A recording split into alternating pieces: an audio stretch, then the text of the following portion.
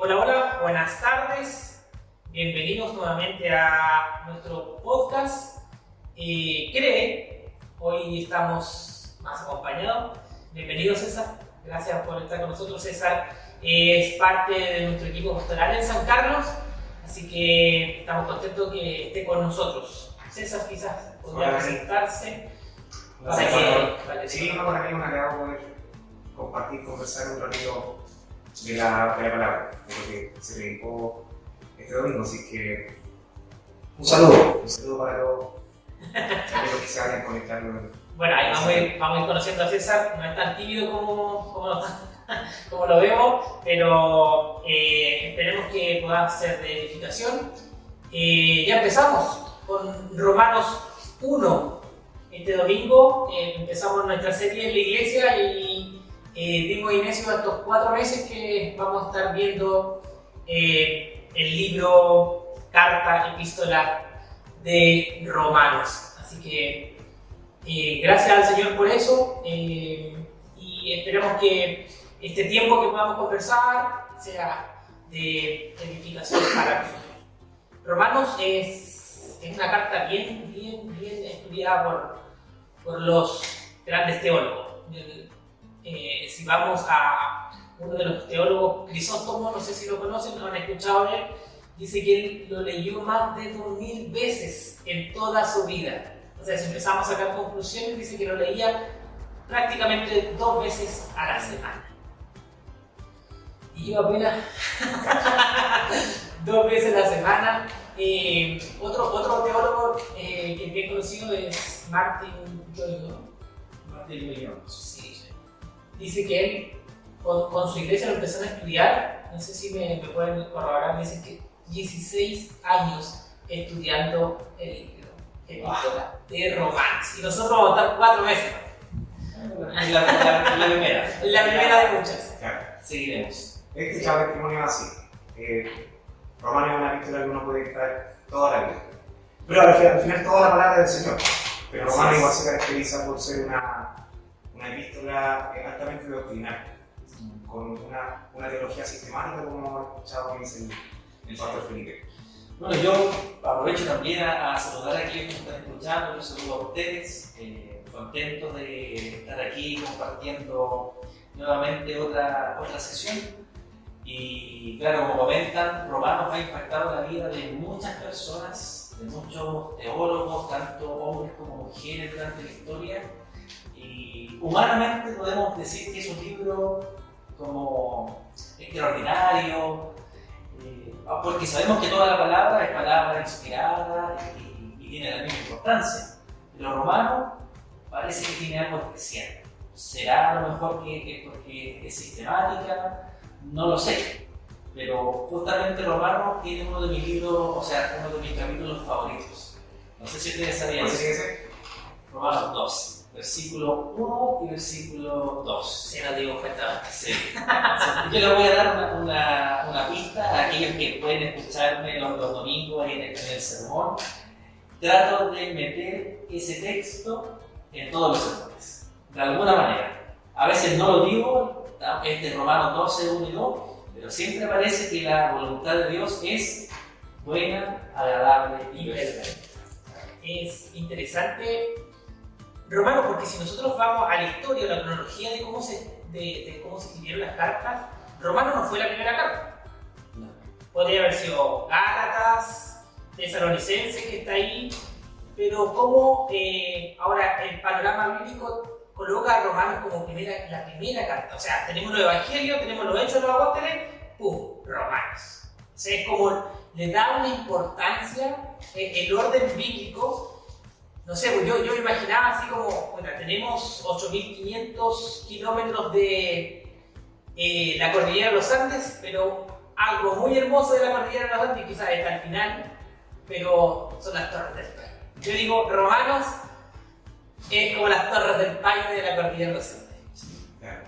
Es como una perspectiva amplia del Evangelio, porque habla de la vida del Señor, habla de su justicia y habla de las buenas noticias también. Justamente. Y además, creo que existe como una ola, una corriente dentro del país y probablemente también a nivel latinoamericano, que es la hora de la reforma. Lo de moda que se está poniendo el hecho de que las personas y en gran manera la juventud está comenzando a interesarse por la teología reformada, por interesarse por el evangelio verdadero y la doctrina correcta. Entonces, Romanos es una buena carta como para comenzar, por el contenido doctrinal que tiene.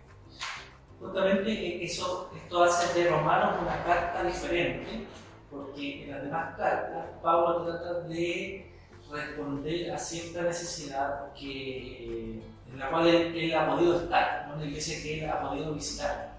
Sabemos que cuando Pablo escribe esta carta, Pablo todavía no podía ir a Roma. Esto fue mucho después. Entonces, ¿qué hace él? En el fondo es como que manda esta carta predicando el Evangelio, ya que él no había podido estar, ya que él no había plantado esta iglesia porque estaba desde antes. Vemos que Pablo aquí predica el Evangelio. Por eso es que esta carta es como sistemática y presenta el paso a paso de lo que nosotros podríamos decir el Evangelio. Y aquí sería bueno definir a lo mejor qué es el Evangelio. Vamos a tratar hoy día de no ser tan pauteados y tratar de, a lo mejor vamos a estar yendo y viniendo en este capítulo. Podríamos definir qué es el Evangelio. Y me gustaría contar algo un poquito antes. Ya, manténgalo ahí entonces presente. La semana pasada, cuando hacíamos la introducción, le dimos harto énfasis a Pablo como el escritor de esto. Yo creo que igual sería bueno y relevante recordar que Pablo solamente es el escritor inspirado por Dios. Y si nosotros vamos más a lo profundo, es el Evangelio mismo de Cristo. Entonces, lo que está Pablo es solamente traspasando la inspiración que ha sido dada por Dios, para no tomar algo como tan humano, sino que tomar verdaderamente el enfoque que es Dios que nos está dando esto. Claro. Yo considero que hay estas cosas, a medida que uno va conociendo y compenetrándose en las cosas del Señor, hay estas cosas que son, que llegan a un punto donde ya no hay lógica. Por ejemplo, nosotros cuando nos ponemos a reflexionar en la Trinidad, ¿cierto? Y vemos que hay un solo Dios, pero al mismo tiempo son tres personas distintas, y algo que sencillamente no podemos tratar de comprender racionalmente. Sí. Uno lo confiesa, es una confesión de fe porque indudablemente la Biblia habla de la Trinidad. A pesar de que no de una forma explícita se utiliza la palabra Trinidad, sin embargo, nosotros sabemos que la Trinidad se desplaya a lo largo de toda la Biblia, desde el mismo Génesis ya comienza a hablar de la Trinidad. Y así vimos otras cosas más que son un poquito complejas de entender, por ejemplo, la naturaleza de Cristo. Cuando nosotros decimos, bueno, la naturaleza de Cristo era 100% o plenamente hombre y plenamente Dios, ¿cómo entender eso? De la misma forma, lo que habla el Dani, la inspiración, por el hecho de que nosotros sabemos que la palabra del Señor, estamos hablando de Romanos, pero es la palabra del Señor, el canon bíblico completo, es 100% palabra del Señor, es el soplo del Señor, 100%, cada punto, cada coma, cada palabra. Sin embargo, al mismo tiempo, también es 100% el autor, en este caso el apóstol Pablo. Bueno, el pastor Felipe dijo de que no era el apóstol Pablo, sino que el escriba del apóstol Pablo. ¿Se acuerdan cómo se llamaba? Lo tengo en la punta de la lengua, ¿no? Tercero. Capítulo 16. Ahí aparecen varios nombres. Medio extraño. Ahí me llamó la atención cuando dice, y yo tercio mando saludos, así como aprovecho que estoy escribiendo. Sí. Y eso es muy interesante la carta. Sí. Y bueno, mantengamos entonces el misterio de que es el Evangelio para que no lleguen hasta aquí y se vayan, para que nos aguanten un poquito más y tengamos en mente responder a lo mejor más adelante qué es el Evangelio. ¿Por qué lo repito? Porque Pablo comienza su introducción o sus saludos diciendo que él es Pablo, siervo de Jesucristo, llamado a ser apóstol, apartado para el Evangelio de Dios. Y aquí es muy interesante, que no sé si ustedes lo habían visto cuando lo leyeron, que él dice primeramente que es siervo de Jesucristo. Me gusta cómo empieza. Él se declara siervo de Jesucristo. Y no sé si ustedes saben en la raíz de la palabra siervo. ¿Esclavo? Esclavo. Entonces, en otras palabras, es un esclavo de Cristo. A nosotros nos choca un poco la palabra esclavo porque tenemos en mente la esclavitud de la raza negra, bueno, ya no se dice raza, pero de los hombres de color. Con mucho respeto lo digo, no sé si fueron las mejores palabras, pero nosotros tenemos eso en mente. ¿Ya? Pero a la esclavitud que se hace referencia al judío no es la misma, ¿ya? Sino como un servidor. O sea, Pablo es un servidor de Cristo, un apóstol apartado, y eso es muy interesante, porque él cuando era fariseo era partidista, era apartado para cumplir con las leyes fariseas, y él ahora dice, no, mi verdadero llamado es ser apartado para ser un esclavo de Cristo para predicar el evangelio. Claro. Y eso a lo mejor puede ser, como comenta Felipe, un poco chocante a la hora de nosotros asimilar la palabra esclavo. Recordar también de que el contexto de los judíos era contexto lo mismo que dice la palabra esclavo. Ni más que mal cuando nosotros observamos las profecías mesiánicas referente a la venida del Señor, ellos siempre esperaron que su advenimiento ellos pudiesen gozar de libertad. Y esa libertad ellos siempre la han entendido desde un punto de vista político, ¿cierto? Porque nosotros sabemos que estaban subyugados a la esclavitud romana. O sea, Roma permitía que ellos pudieran desenvolverse dentro de su cultura religiosa. Sin embargo, este concepto de esclavitud, de estar subyugado a esta cultura, tenía relación con el tema del tributo, del impuesto. Entonces, de por sí, ser esclavo de Roma, ser esclavo de César, y ahora ser esclavo de Jesucristo, que es lo que se viene a pregonar con el Evangelio, de todas maneras son palabras fuertes. Una locura. Una locura. ¿Cierto? Pablo lo describe incluso así, una locura. Un poquito más adelante. Sí, no adelantar. Exactamente. Y lo que sigue igual es interesante, que dice llamado a ser apóstol. Llamado a ser apóstol. Bueno, nosotros entendiendo lo que significa la palabra apóstol o de dónde viene, es como aquellos que pudieron contemplar la resurrección de Cristo y en donde el Señor deposita ahora el ministerio de poder entregar todo el evangelio a las iglesias. Entonces, y por eso nosotros nos llamamos como cristianos reformados y también nos llamamos católicos y de alguna forma apostólicos, porque son en los apóstoles donde nosotros estamos basando toda la enseñanza bíblica. Somos evangélicos porque predicamos el evangelio. Somos católicos porque es universal. Porque es universal. universal. Y somos apostólicos. Eso yo creo que cabe que lo expliquemos un poquito más para aquel que a lo mejor no se maneja en el mundo reformado. ¿Por qué decimos que somos apostólicos? No porque creamos que pueden haber apóstoles como los que hubieron en el Nuevo Testamento, sino en la raíz más básica de su nombre, enviados. ¿Cierto? Y porque nuestro fundamento está en lo que ellos predicaron. ¿Y quién predicaron? A Cristo. Predicaron el Evangelio. ¿Ya? Nuevamente, el Evangelio. y católicos, pero no romanos. Claro, claro. Que quede claro. Que quede claro para aquellos que nos están escuchando.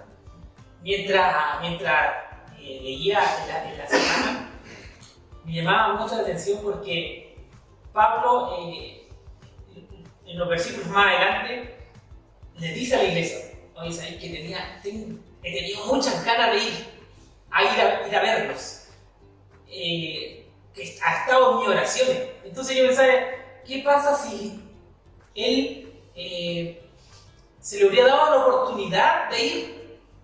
Básicamente no tendría por romano, porque él escribe la carta a los romanos porque él no pudo ir. Entonces, hablando como lo que explicaba César delante, aquí actúa plenamente la soberanía de Dios. Sí. La soberanía de Dios que permite todas las cosas. Él quería ir a Roma, no podía ir a Roma, y por eso Dios permite que se escriba la carta a los romanos, y después dice que él llega a Roma. ¿Y sabe cómo llega a Roma? Él llega prisionero. Él no lo había pensado, pero él llega escoltado, viajó gratis, porque en ese tiempo viajar no era tan barato como ahora, viajó gratis, escoltado, y Dios le cumple ir a Roma, pero no de la forma que quizás él había pensado. Entonces, quizás como enseñanza o la soberanía de Dios está por sobre todas las cosas y ha permitido que se escriba esta epístola tan hermosa que nosotros estamos estudiando. Muy buen punto, creo que uno lo lee, uno lo sabe, pero lo medita poco. Si él hubiese podido estar, no hubiésemos tenido la carta de Romanos como la tenemos, a lo mejor hubiésemos tenido otra, ¿cierto? Más como las otras cartas y hubiésemos perdido esta riqueza. No se hubiese mirado tanto el apóstol Pablo, quizás en ser Tan detallado. tan pedagógico. Eso, buena palabra, tan pedagógico. Oye, pero ¿qué pasa si dejamos el misterio y comenzamos a hablar entonces de ¿Qué es el Evangelio? qué es el Evangelio? Ya. Yo creo que sería bueno definirlo con palabras propias, no conceptos que cualquiera puede leer en algún comentario teológico. ¿Qué es el Evangelio para uno? Obviamente lo que la Escritura ha podido contemplar. No sé, ¿quién se atreve a lanzarse primero a la piscina? No, mi hermano Daniel. Ya. Es complicado. Me gusta reflexionar no solamente en la palabra evangelio, sino como Pablo lo empieza a tratar durante el Romano como la locura del evangelio. Porque, en la palabra, en los versículos 16 y 17 está como explícitamente claro lo que es el evangelio. Como que nos tira el torpeo ahí, oye, aprendete. Pero, ¿cómo Dios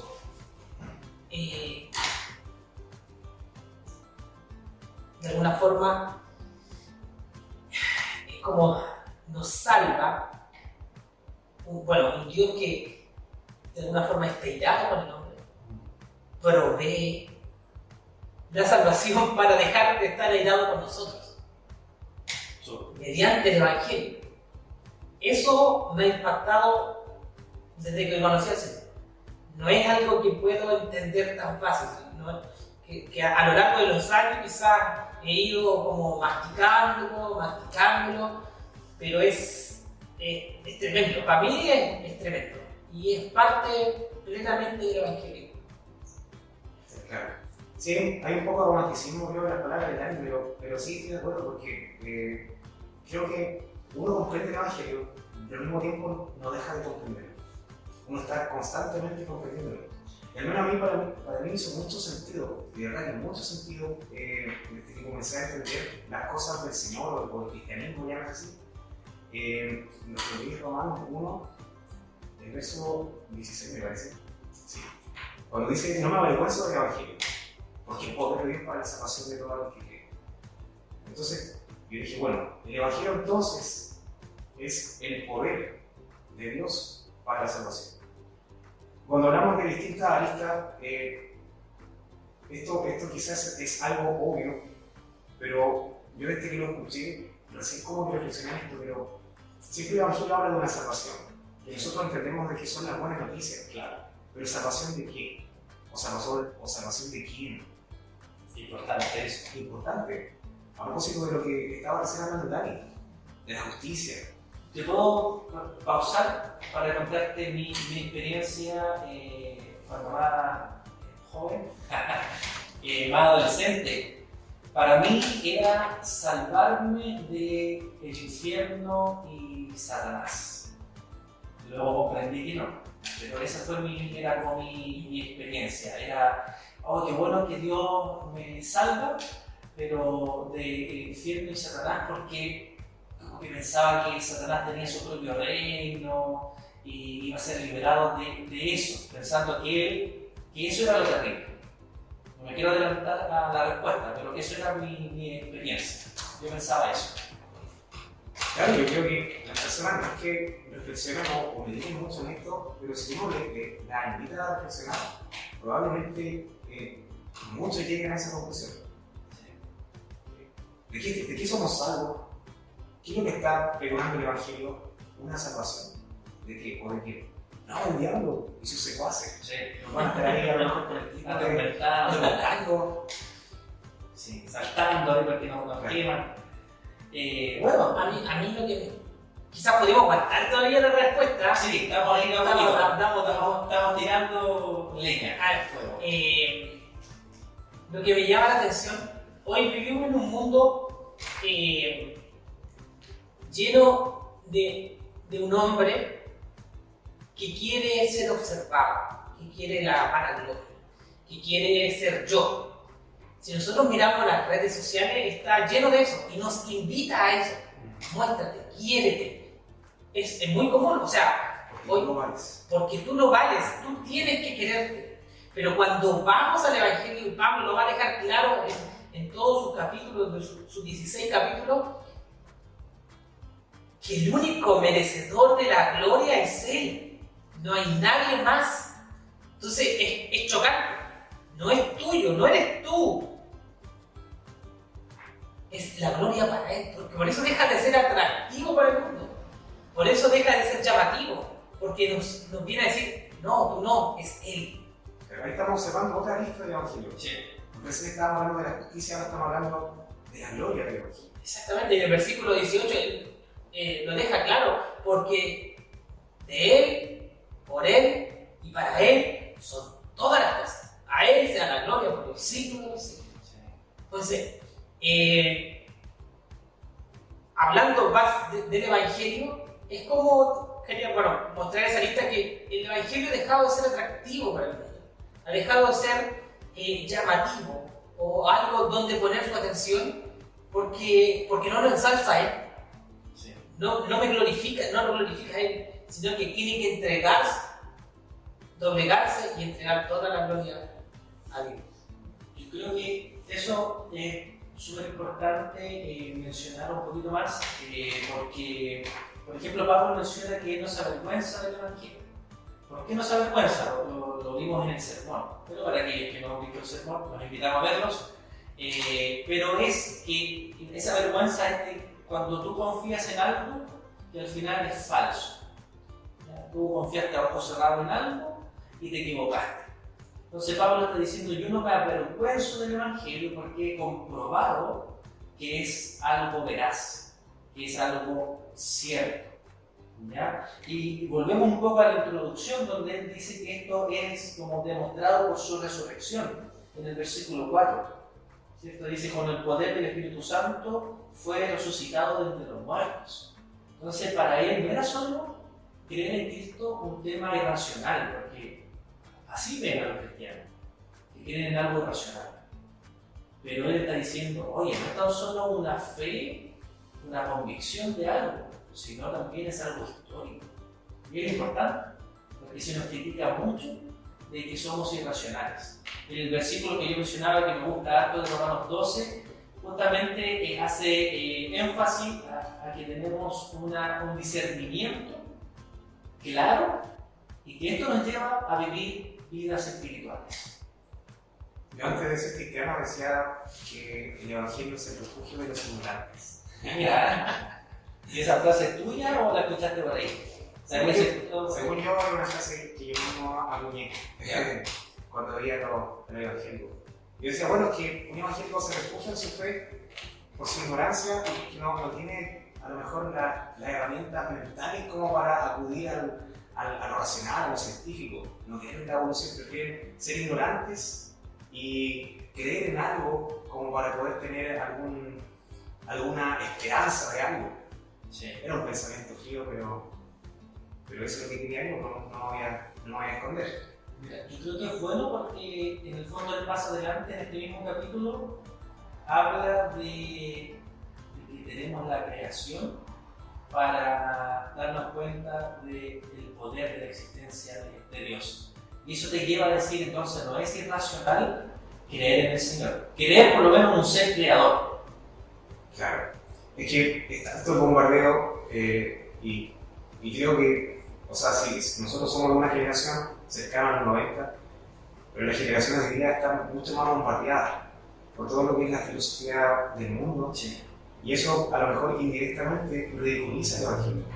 Por el hecho de que es como lo más lógico, lo más coherente de pensar, de acuerdo a la ciencia, se contradice de lleno con la palabra del Señor, desde que partimos de la misma creación. O sea, ¿cómo hay que ver en Adán y Eva? En una primera creación, si es tan evidente que evolucionamos. Para eso están los fósiles, pero mira, ve la evidencia. Entonces, claro, la juventud se bombardea de esto. De hecho, a mi hija, por ejemplo, en el colegio, no sé si en historia o en ciencias naturales, le estaban enseñando mitología. Y dentro de la mitología estaba el cristianismo. ¿Ya? Que son pensamientos, son creencias populares. ¿Ya? Pero si nos vamos a otro continente, hay otra fe, hay otra creencia. Creemos, somos musulmanes, o somos hinduistas, o somos budistas. Entonces todo tiene que ver con el contexto histórico de cada quien. Y está bien que la gente crea, o sea, lo que ellos pregonan es respetar las creencias de cada uno, ser respetuoso, tener una tolerancia a la libertad de pensamiento. Pero sin embargo lo catalogan como simplemente una fe más. Y como le hace bien a los que creen en eso, bien por ellos. Pero eso no es la verdad. La verdad es la ciencia. Ese es el Dios de este mundo. Uno de los dioses de este mundo. Yo he notado que, no sé si comparten esta opinión, por lo que, agarrándome un poco de lo que comenta César, que todas las opiniones son respetadas, menos el cristiano. Sí.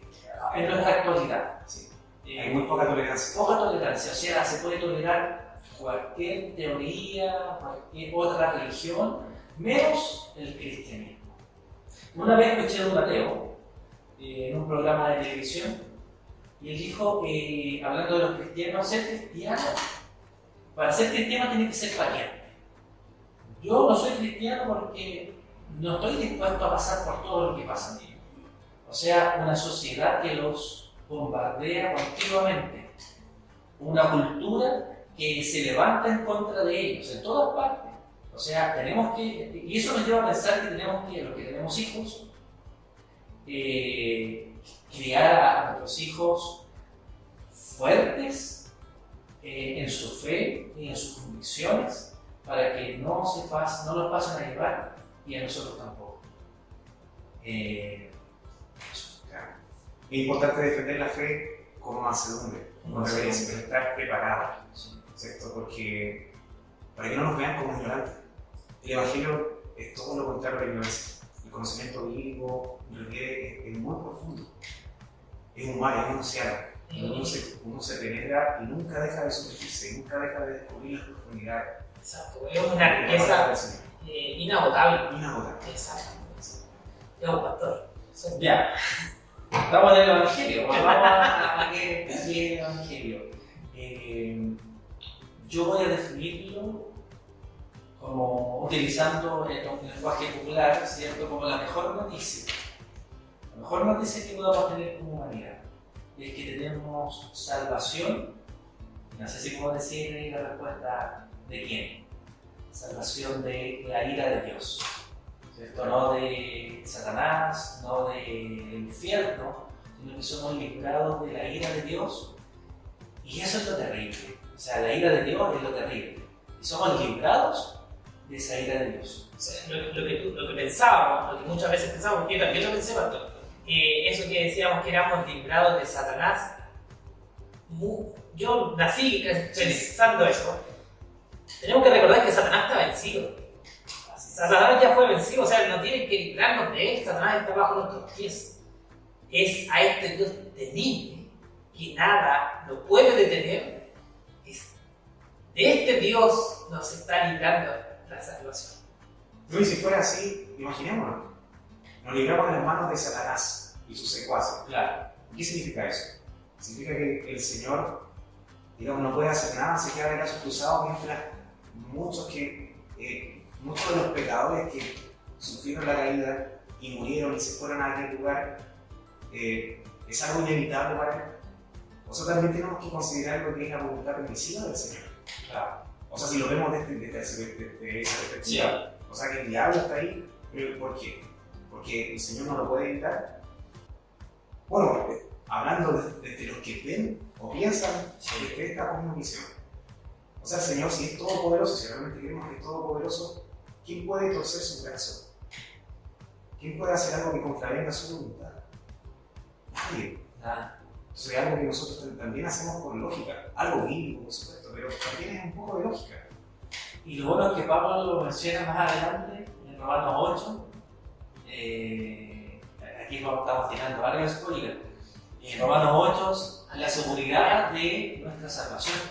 Nada ni nadie nos podrá sacar o arrebatar o quitar del amor de Dios. Es hermoso el Evangelio. Y yo creo que hay algo que quizás rebunda mucho en nosotros y no lo hemos dicho, que es un Evangelio totalmente por gracia. Claro. Como dice el versículo siguiente al que estaba leyendo tú, el versículo 17, porque el Evangelio de la justicia de Dios se revela por fe y para fe. Como está escrito, mas el justo por la fe vivirá. Fue un tremendo versículo que revolucionó el mundo. Cuando Agustín lo comprendió y Agustín lo declara cuando él se convierte, entiende el Evangelio, que Romanos fue la pieza principal y este mismo versículo, que más adelante, 1300 años más adelante, iba a causar un gran revuelo de nuevo con Lutero, es entender que es por gracia, que no son nuestras obras, que no son nuestros méritos, que no es nada de lo que nosotros podamos lograr, puede comprar esta salvación, sino que es solamente por gracia de Dios. Yo creo que para volver un poquito, pero para seguir también con eso, mencionar los elementos del Evangelio. Tenemos a un Dios, ahí para que ustedes vayan complementando también, tenemos a un Dios que es justo. Dios no es justo. ¿Cierto? Y como es justo, tiene que castigar a los pecadores. Porque esa es la aplicación correcta de la justicia. O sea, Un juez justo. un juez justo. ¿Cierto? Si no, si él dejara pasar nomás, así como barrer debajo de la alfombra, no sería un juez justo. Sería corrupto. Sería corrupto, o sería un juez injusto. Tenemos un juez justo entonces. Tenemos a una creación que es pecadora. Entonces, si es pecadora, necesita ser condenada. Pero aquí viene nuestro Señor, que nos salva. Entonces, ahí tenemos la salvación en Cristo. Esa salvación es por gracia. Creo que son elementos necesarios para mencionar de qué es el Evangelio. Estos elementos al final son el Evangelio. Veámoslo de otro ángulo. La salvación es por obras. Exactamente. Es por obras. ¿Por qué? Porque nosotros vamos al origen y nos damos cuenta de que el Señor le promete algo a Adán. Y le dice, obedéceme perfectamente y tendrás vida eterna. Y esta obediencia tenía una prueba. La prueba era comer o no comer de aquel árbol del conocimiento del bien y del mal. ¿Cierto? Sí. Esa película la conocemos todas. Todas dije. Se escuchó toda, ¿no? Sí. Lenguaje inclusivo. Pero, entonces, como nosotros no somos capaces de satisfacer esta demanda perfecta del Señor, obediencia perfecta a mí, no somos capaces, tenía que venir alguien que viviera una vida en perfecta obediencia. Cristo. Y tenía que haber alguien también que pagara o satisfaciera la demanda, esta justicia que el Señor dice, porque la paga del pecado es la muerte.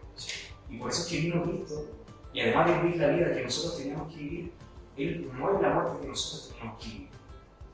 Por tanto, todo aquel que cree en este mensaje del Evangelio, en esta locura, recibe o se le imputa la justicia de Cristo y la muerte de Cristo para el vida eterna. Vamos adelante. Adelante un poco, ¿no?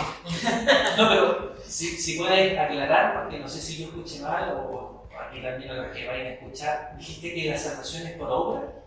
Claro. Pero Entonces, aclarar ahí un voy poquito. a aclarar un poquito Sí. más para que no nos traten de, o para que no me traten de hereje. Claro, entonces, si nosotros vemos desde esta perspectiva, efectivamente la salvación es por obras, pero ya que nadie puede cumplir estas obras de la ley que el Señor demanda, y nosotros sabemos que se resumen en dos: nadie puede amar al Señor con todo su corazón y nadie puede amar a su prójimo como a uno mismo. Si somos sensatos, nadie lo puede hacer. Y esto se resume en toda la Biblia. Entonces, si no somos capaces de hacer esto, necesitamos que alguien nos regale su justicia, la justicia de Cristo. Por tanto, la salvación es por obras, pero por las obras de Cristo. ¿Ya? Qué bueno Se asustaron. qué bueno que- Pensaban que íbamos a decir otra No cosa. los sigo más, no los sigo más. Lo que bueno es que encontré ese canal porque realmente me di la vuelta al área y perdí la aclaración. Claro. Sí, pero es importante eso. De Ah, que es por la obra de Cristo, la obra de Cristo. no por la nuestra, por eso es gracia. ¿Cierto? Y por eso el versículo 16 dice que, 17, perdón, porque en el Evangelio la justicia de Dios se revela por fe y para fe. Esa justicia, de que volvemos un poquito, ya hemos avanzado los minutos, pero ya tenemos que empezar a cerrar. Lutero veía este versículo y decía, ¿cómo es posible que nosotros, falibles, pecadores, cumplamos con la justicia del Señor? Entonces, cuando él lo estudia y lo entiende, una explosión en su mente y él dice, no es mi justicia, es la justicia imputada que hablaba César.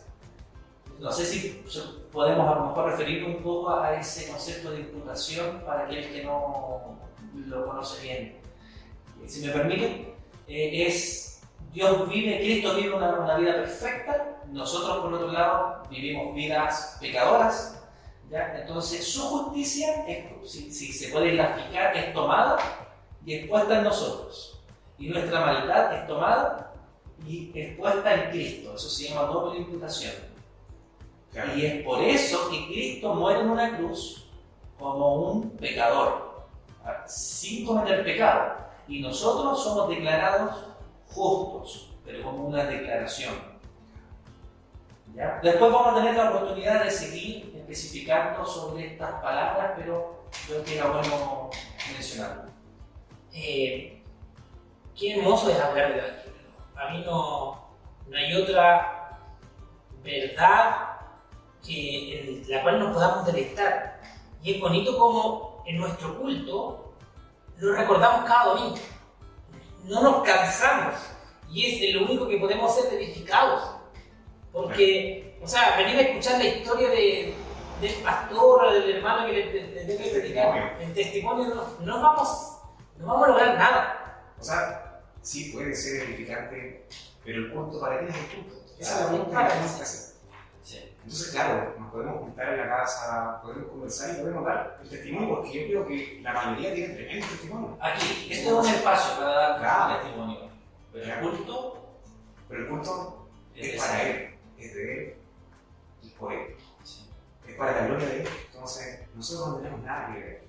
Sí. Quedan algunos versículos, me gustaría remontar, quizás para ir cerrando el tema de cómo el Evangelio, este Evangelio por gracia, de alguna forma, y Pablo lo deja claro, es una gracia que sobreabunda, que no es que somos salvos por gracia, sino que Pablo también nos enseña a dar por gracia lo que por gracia va recibiendo. O sea, es como desbordante, es como cuando empezamos a echar agüita en un fuentón y empieza a rebalsar. Claro. Entonces, es importante, a veces lo olvidamos. ¿Sabes lo que me hiciste recordar también? Es que el Señor expresa de esta manera el reino, y me acuerdo de las parábolas del Señor. Por ejemplo, yo no me acuerdo muy bien cómo eran las parábolas, pero para hacer un poquito, lo asemeja a una semilla de mostaza, pero lo que me recordé recién con las parábolas de Dani es el tesoro. El hombre que encuentra un tesoro. ¿Y qué es lo que hace? Vende todo lo que tiene, vende todas sus posesiones por tal de comprar aquella propiedad donde estaba situada aquel tesoro. Porque entiende que es un tesoro que no tiene ninguna comparación, un tesoro incorruptible. Por tanto, da lo mismo embargar toda su vida con tal de poder descubrir este tesoro. Es una convicción radical, lo que estábamos diciendo del apóstol Pablo. Sí. O sea, al punto de que ellos dieron su vida, hablando de la iglesia comunitaria, bueno, y sin desmerecer, por supuesto, lo que hoy día, gracias a Dios, no es nuestra cultura ni nuestra ubicación, realidad, nuestra realidad. Es el hecho de la convicción tan radical de que algunos cristianos son capaces de entregar su vida por esta convicción. Y eso fue lo que ocurrió con la mayoría de los apóstoles. Sí, todos murieron trágicamente dando su vida por el Señor. O sea, si ellos no se creían el cuento, o sea, ¿cómo entonces tenías que estar bien esquizofrénico como para entregar tu vida por una mentira, ¿verdad? Exactamente.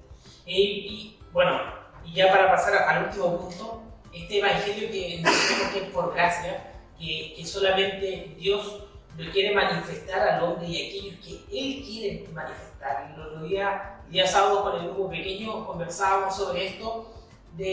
Mateo lo dice claro, o sea, capítulo 10, si no recuerdo, y Jesús le dice, a quien yo deseo manifestarle o revelarle el Evangelio. Y aquí los versículos siguientes, el versículo 19, porque le es manifiesto a lo que Dios quiere manifestarle esto. Entonces, Dios ha decidido salvarnos por misericordia, ha decidido revelarnos el Evangelio. ¿Qué pasa con los demás? Y eso quiero que Decimos tengamos que controversial. Eso es lo que quieren dar. Sí, es difícil. Bueno, finalizando Romanos 1, se describe que la creación que demuestra que existe Dios, el poder de Dios, al final está para que los hombres no tengan excusas. Para decir, oye, la creación, las cosas que tú puedes observar o sentir, te llevan a decir, existe un Dios, pero tú prefieres no adorar a este Dios, sino que levantar ídolos en tu corazón. Es que no me conviene creer en este Dios. No, Porque yo no quiero a nadie que gobierne mi vida. Yo quiero ser mi propio Dios. Yo quiero tener mis propios ídolos. Estoy más o menos hablando de la cosmovisión, no Exactamente. Y aplicando a los versículos bíblicos que estamos leyendo, que dice, creyendo ser sabios, o sea, yo creyendo formar mi propio camino, mi propio destino, se hicieron eso. Sí, y cambiaron la gloria de Dios incorruptible por semejanza de imagen de hombre corruptible.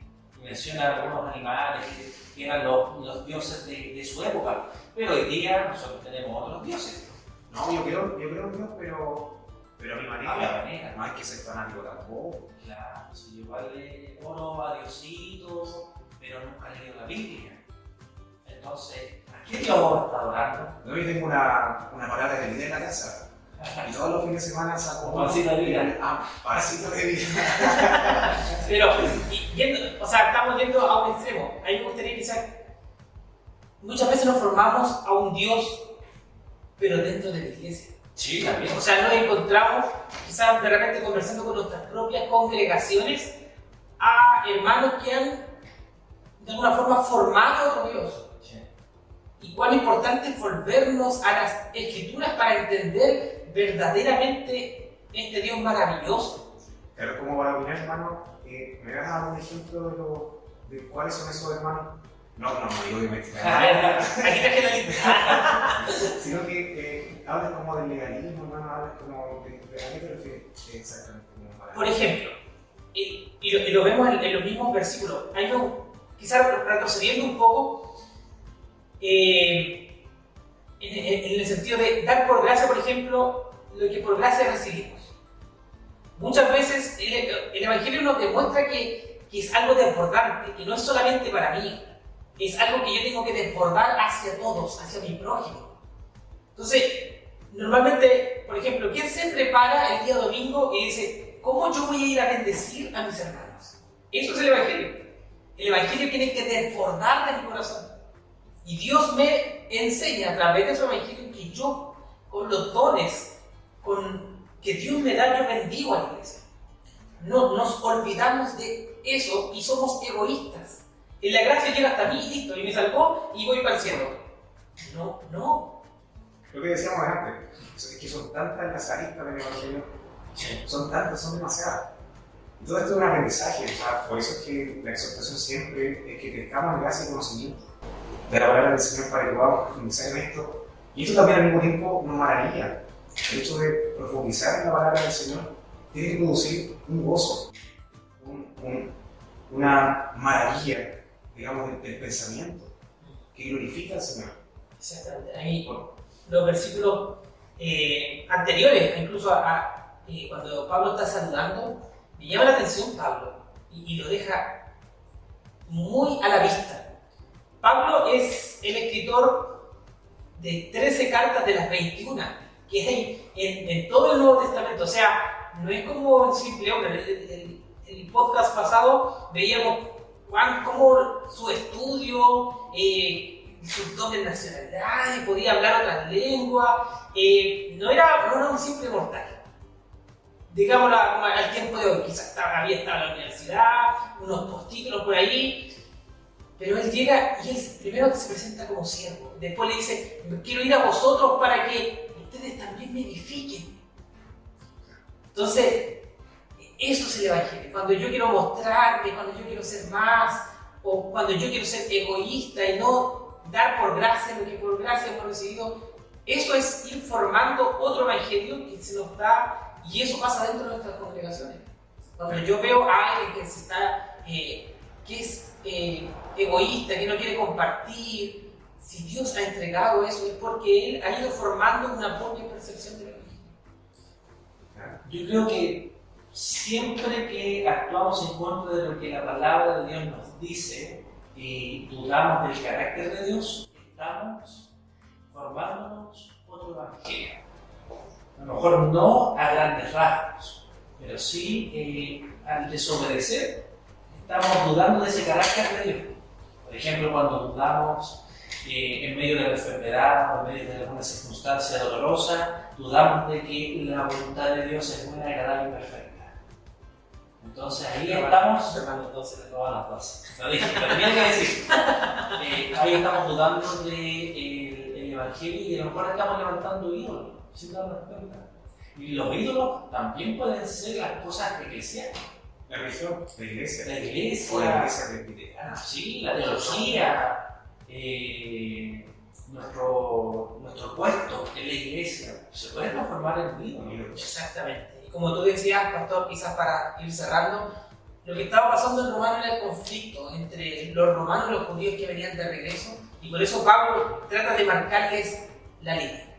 En nuestra iglesia tenemos esta, quizás no solamente en nuestra congregación, pasa en muchas otras, que llegan quizás de diferentes congregaciones. Volvámonos al Evangelio para que seamos una, para que todos tengamos el mismo objetivo, para que todos nos llenemos de la gloria de Dios en nuestra iglesia. De verdad le agradezco, ha sido bonito Muchas gracias. poder participar. Esperamos que todos los hermanos que nos están viendo sea edificación para ellos. Quedan hartas semanas por delante, así que acompáñenos, compartan, para que también puedan llegar a amigos, hermanos, y podamos todos juntos empezar a degustar del Evangelio, a volvernos al Evangelio, como dice el título, recordando estas verdades de Dios. Bueno, yo aprovecho también a despedirme y como palabras finales de este primer capítulo, un capítulo muy interesante, el comienzo de lo que yo siempre digo, de un cuadro negro que Pablo nos quiere presentar. Después voy a explicar esto, pero quédense con eso. Pablo está comenzando a pintar un cuadro de color negro para señalarnos la pecaminosidad humana. Eso ahí lo voy a dejar. Una pregunta para ir cerrando también. ¿Qué es el Evangelio? El Evangelio se puede traducir como las buenas noticias, literalmente. Sí. Pero las buenas noticias preceden primero, quizás podríamos decir, unas malas noticias. O derechamente sí son malas noticias. ¿Cuáles son esas malas noticias? El hecho de que nosotros tenemos, antes de las buenas noticias, tenemos un problema con eso. Tenemos un problema con el pecado. Dijimos hasta ahí. Un gran problema. Un gran problema. Estamos viendo que hay un gran problema. Sí. Un gran problema. O sea, terminamos diciendo, tienes un problema. Claro. No es tan simple como decir, oye, Dios te ama, Dios te ama, Dios te ama. No es tan simple como eso. Claro. ¿Qué pasa con el pecado? ¿Qué pasa con el Dios santo, perfectamente justo? Se toma para bien el pecado. Si fuera un episodio de una serie, este sería un corte de un capítulo que te deja con las ganas. ¿Qué pasa más adelante? Exactamente, esa es la intención, pastor. Así que lo dejamos hasta aquí. Todos cordialmente a seguirnos en redes sociales, compartan y nos vemos hasta el próximo episodio. Dios les bendiga. Bueno, cuídense, que estén bien. Bendiciones, hasta luego. CREE es un podcast de la Iglesia Presbiteriana de San Carlos, creado con la finalidad de edificar a nuestra comunidad y de igual forma llegar a muchos con el mensaje del Evangelio.